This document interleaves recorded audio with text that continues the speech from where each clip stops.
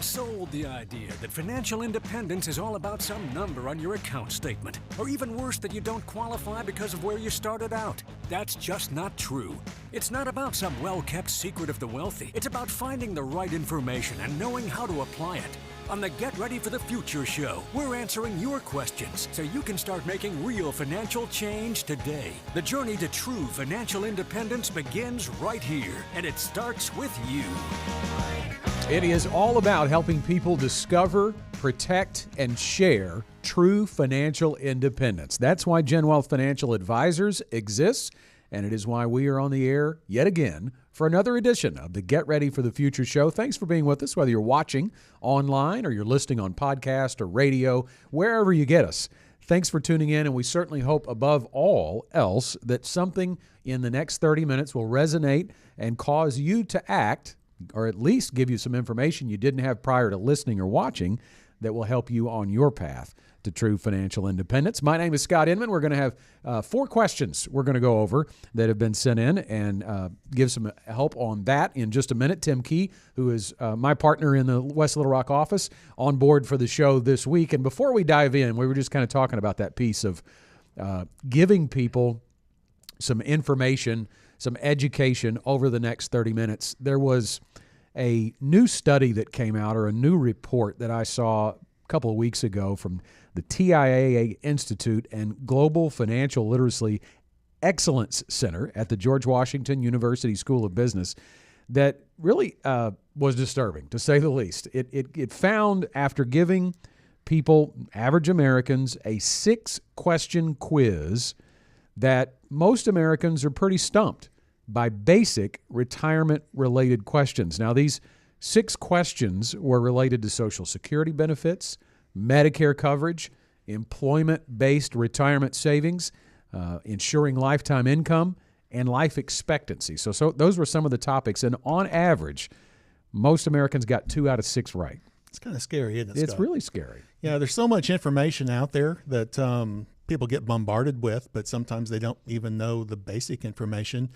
And I think it just goes to show that you need someone on your side to help you through this process called retirement. Yeah. And I took the quiz, and obviously I'm in this business, so I did get them right. But I do think that they were a little tricky. I mean, when you think about it, if you haven't spent any time really analyzing Social Security, you might not get it right. I'll give you a little example before we dive into the questions.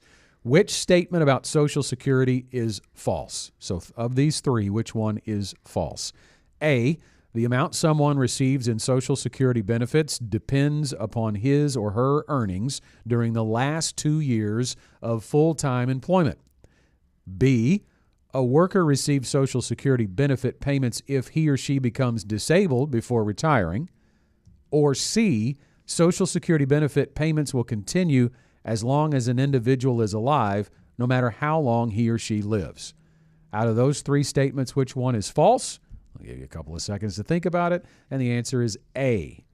The amount someone receives in Social Security benefits does not depend on his or her earnings during the last 2 years of full-time employment. It actually is the highest, 35. 35 years of work history. And so, and that's actually cost of living adjustments baked into some of that for that earnings before age 60. So, yeah, there's a big difference between the last 2 years and a 35-year work history. Yeah, so the point here, again, we're just using this as an example. I think it gives us affirmation that there's a reason we do this, and we should be continuing to do this. But it also highlights the importance of working with a professional when you walk through the complexities of retirement. And the professional in the form of a financial advisor can help you navigate, one that is a fiduciary, one that does holistic planning and doesn't just talk about investments, can help you navigate questions and decisions around Social Security,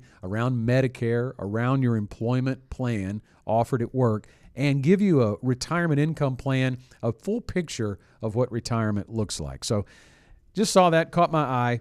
And hopefully you can get more than 2 out of 6 right, especially if you listen to us, right? If you watch it and listen to us, we probably have said the answers to these questions. Most of these, yes. Most of these on our shows over the years. All right, let's get into the questions for this week. It's Nate from Austin up first.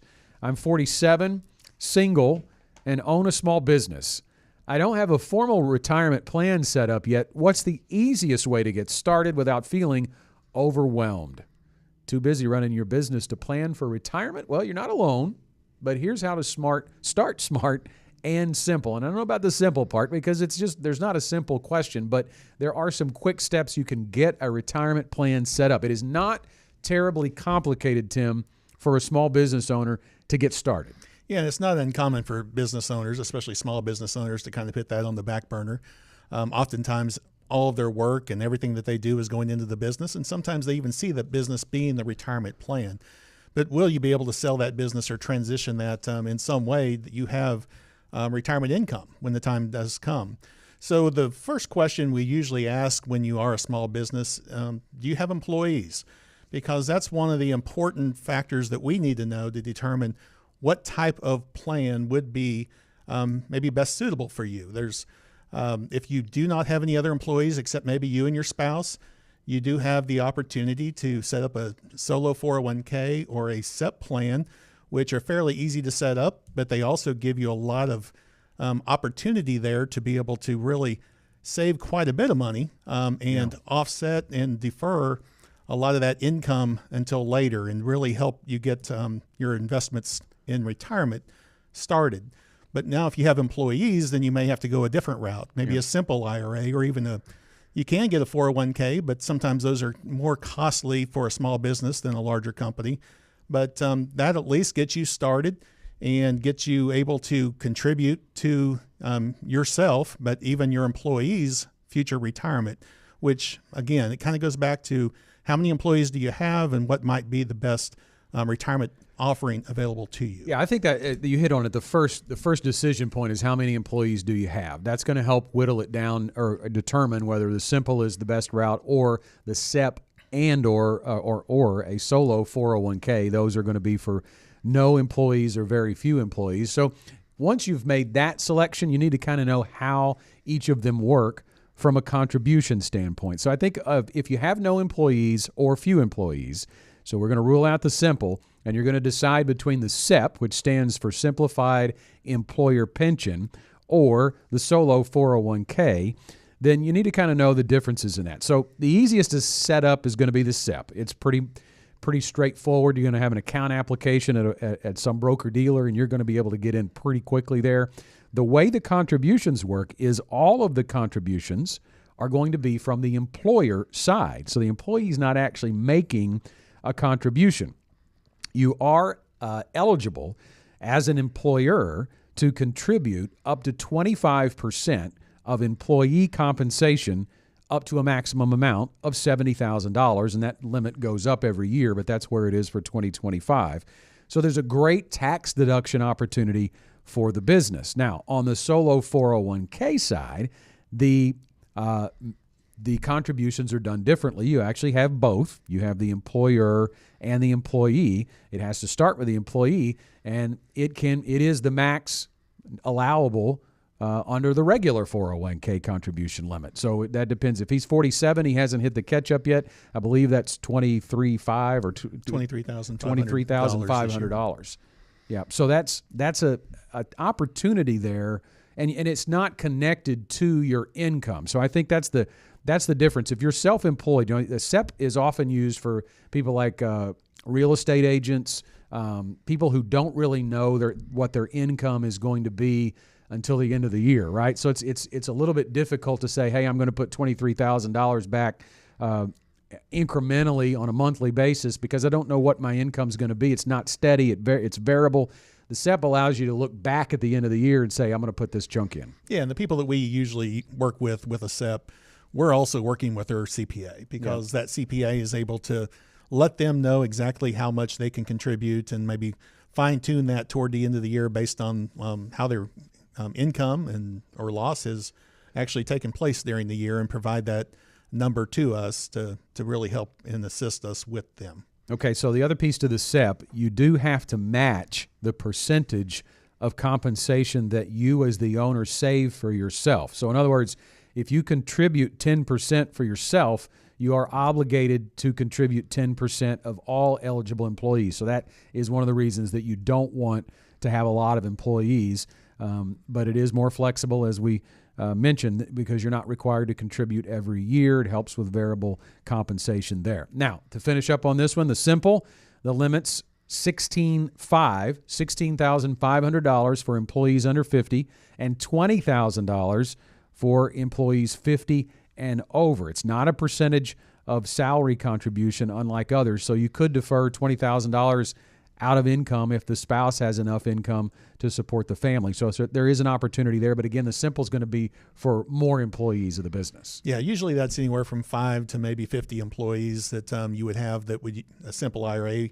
Very easy to set up. It's directly determined by each employee how much they want to contribute and if they want to contribute. So you don't actually have to contribute if you're an employee. But if the employee decides to contribute, you're usually matching them up to 3% of their contribution. There is another way to go about it, but that's the most simple way, is that if the employee contributes, you're matching up to 3%. You're setting up an IRAs for each of the individual employees. That's something we do for our clients that do have simple IRAs. And so we handle all that. So really the only thing you have to do from a business owner is when you run payroll is to make those deductions from those employees' paychecks.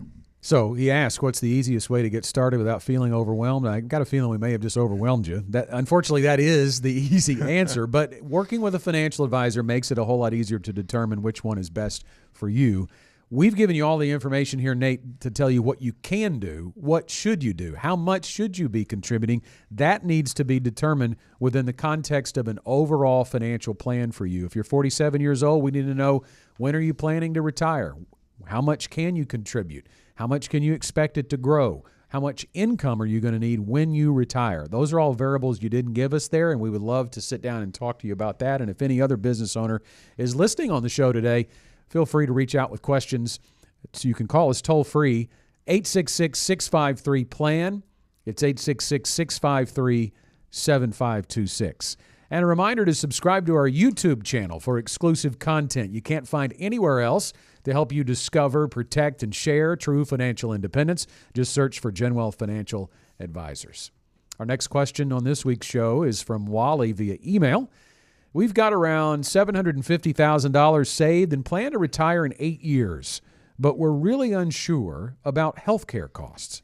How do we budget for premiums and unexpected medical expenses? Retirement planning is tough enough, but healthcare is the wild card here. It's very hard to know what you're going to end up spending in retirement, but we're going to help you try to estimate the costs here. Fidelity estimates that a 65-year-old couple retiring today will need around $315,000 just to cover medical costs throughout retirement, and that does not even include long-term care. Now, let that sink in for just a minute. Out-of-pocket healthcare costs could be up to $315,000, and we're not even talking about long-term care. So it's vital to cover healthcare costs in retirement. I had a conversation with a client actually earlier today, Tim, who has just retired. She retired in February and is just kind of getting used to the lifestyle and used to the income and trying to determine her needs. And she was talking to me about, my husband and I would really like to travel now. She's 65 and he's 63 and going to retire when he's 65.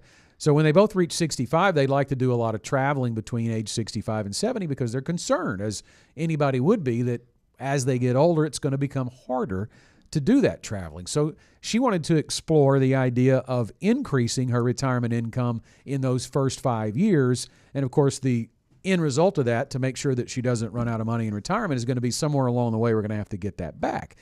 And yes, you can front load to some extent if you have the assets to do that, but you have to be careful. We say this to our clients all the time, Tim. You have to be careful not to think of it as you're going to spend more early in retirement and later in life you're going to decrease your spending. If you're healthy, that would absolutely be true, but this number tells us we have to continue to have that income be pretty robust even in your later years. Yeah, that's $315,000 is a big number for a couple, 65 years old. So there's a lot of unknowns around your health, and so I understand why you'd want to travel in what we call the go-go years, those early years of retirement when you do still have your health and you can get around. But those slow-go and no-go years that are probably coming may not be as cheap as you think they might be, because obviously this $315,000, a lot of that can be backloaded.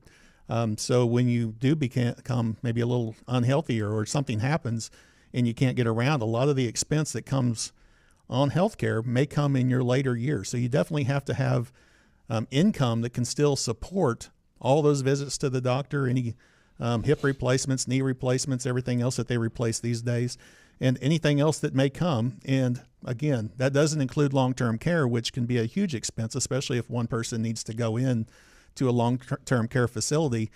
You want to make sure you have an income on a monthly amount that is robust enough to be able to handle that, but also take care of that person that is still healthy and still living at home, so that there's still money there that they can live on as well. So I love that we break it down into how do we budget for premiums and unexpected medical expenses. So let's take that in two pieces. I think that on the premium side, you will know, now we don't know how old Wally is, but you will know at 65 approximately what your Medicare premium is going to be, and they'll take that out of Social Security. So you know that your Social Security benefit is going to be reduced by the amount of your Medicare Part B premium anyway. Part A is free, Part B is required, and then you have supplements. So you can begin to budget by creating a retirement income plan that doesn't just count on Social Security to pay your expenses, but incorporates the $750,000 you have saved now. Well, first of all, it shows how it's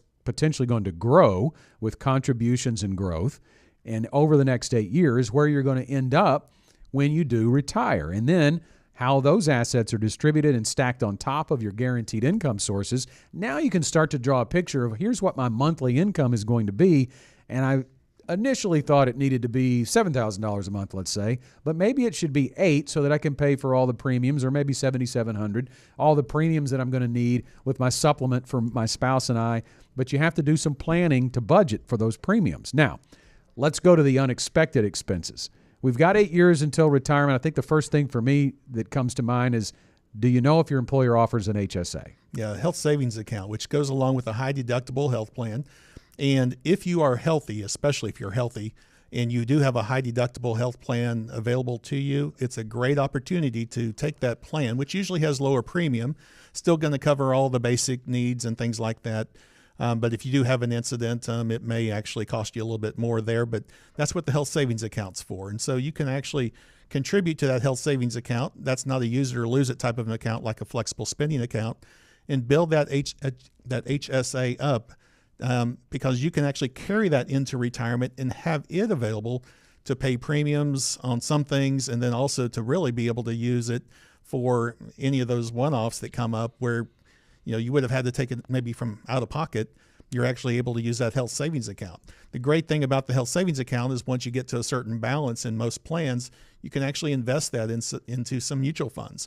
And so you do have the opportunity over those 8 years, and especially if others are listening that are younger than that have a lot longer time horizon, you can build that health savings account up and usually have it available to cover some of those healthcare needs in retirement. Yeah, and the other piece of that, if you don't have an HSA, the next question I would ask, are you eligible to contribute to a Roth IRA, and are you doing that already? Is some of this $750,000 in a Roth already? Because the challenge here, if your $750,000 is all in pre-tax retirement accounts, and you have a $50,000 unexpected medical bill, you'll probably have to pull out more than $70,000 and pay the tax to net the $50,000 that you need. So you want to look at any tax-free or low tax option that you have. Tim talked about the first one, an HSA, but if you're not eligible for that, look to that Roth, because we love the flexibility of the Roth for lump sum purchases or unexpected medical bills. Yeah, there's always things that come up in retirement, and having a place to go other than your IRA to where you're going to actually have to pay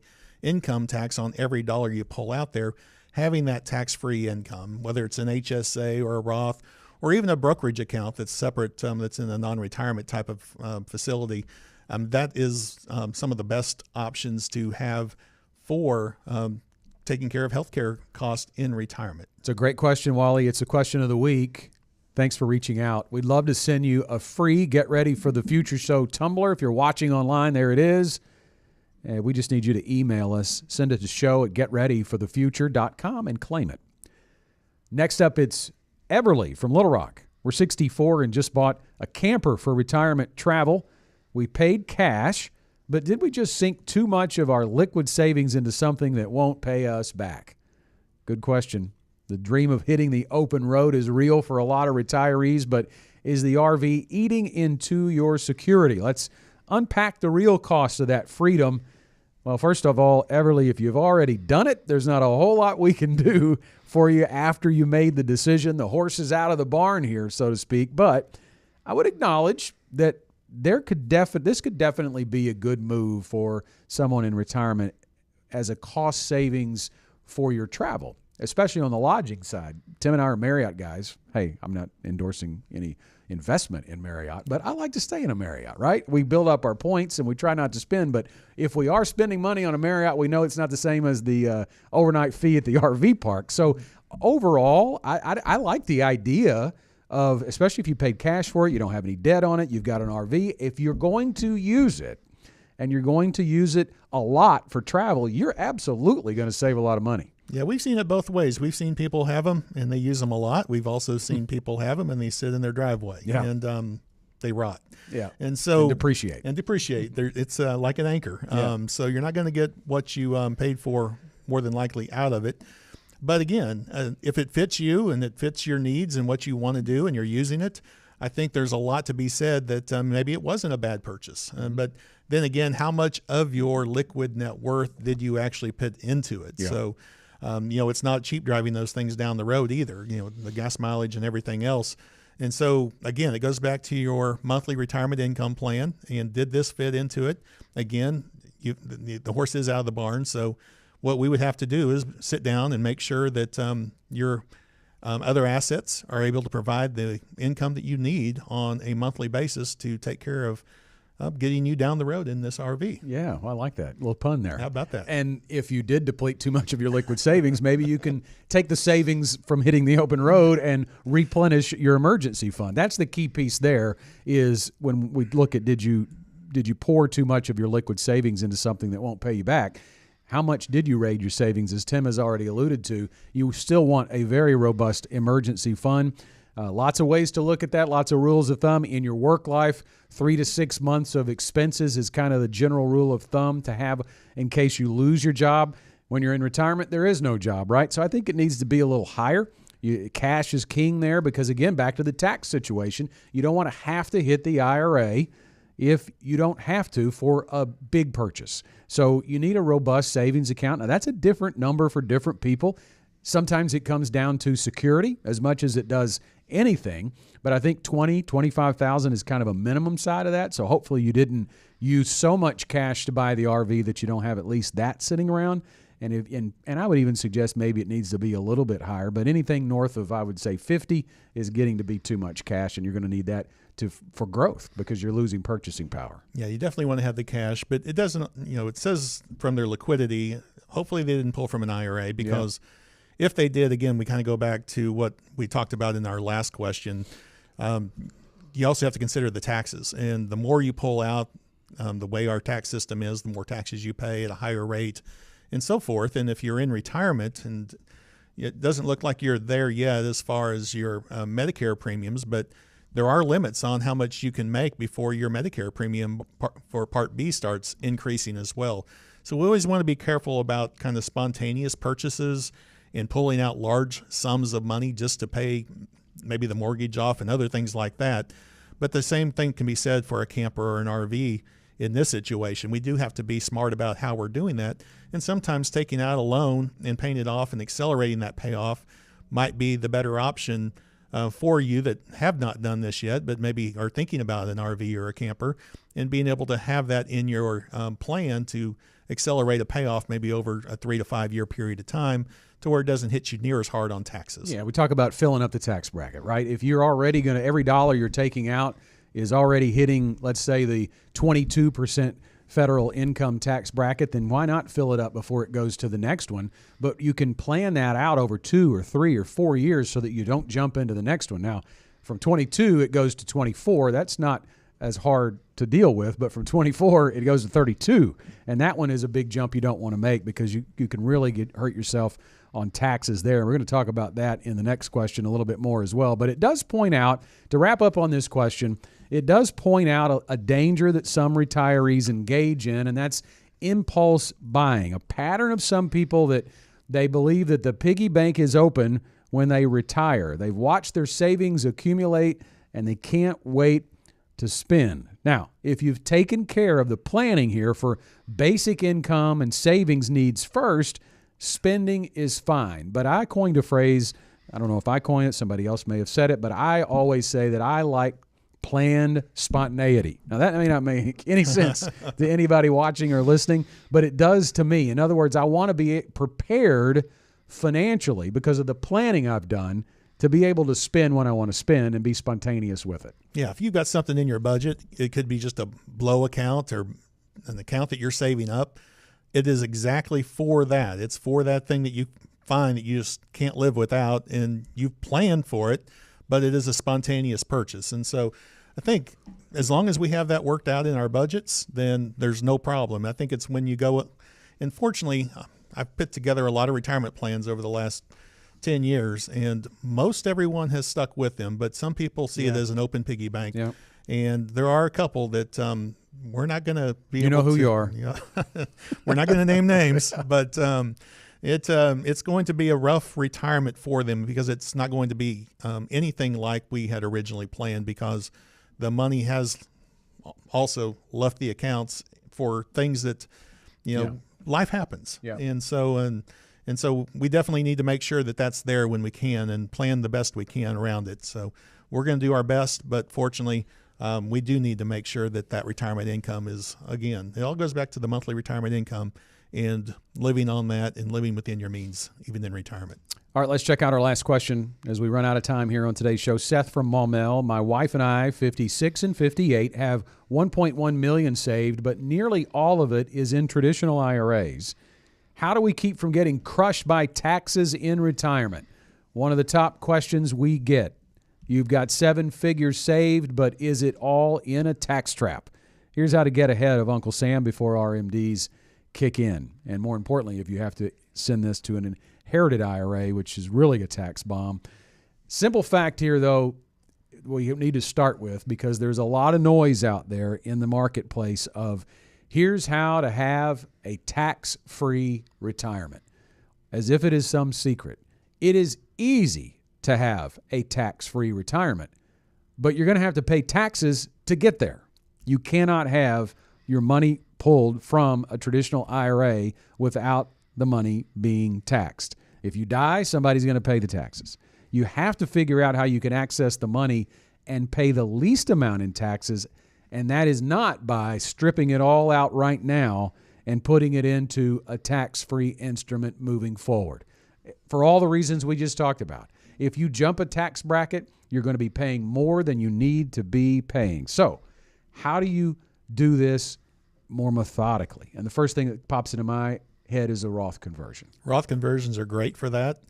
Depending on when these need to happen, oftentimes they need to happen maybe after you retire, because if you're working and you're in your highest earning years, just doing a Roth conversion, you're going to just be stacking all this money that's moving from the IRA over to the Roth onto your income taxes. And again, like Scott said, we're going to be moving from the 22 to the 24 to the 32% tax bracket and then on up. Especially if you rip the Band-Aid completely off and moved 1.1 million, you're going to be paying about 30 to 35% of that just to federal income taxes. Mm-hmm. And so you do need to have a system. You need to be methodical about it and do it over a period of time. We like to do what's called filling up the tax brackets. And so again, we may fill up the 12 or the 22 or even the 24% tax bracket, which can get us a lot in there.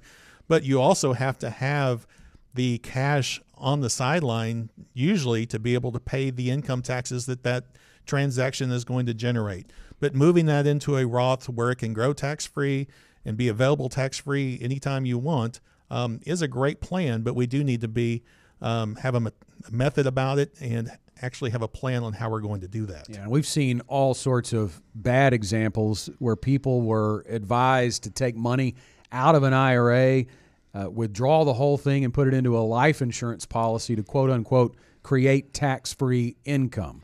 Well, yeah, you have created tax-free income, but you still owe taxes on the IRA withdrawal, so you're still paying taxes.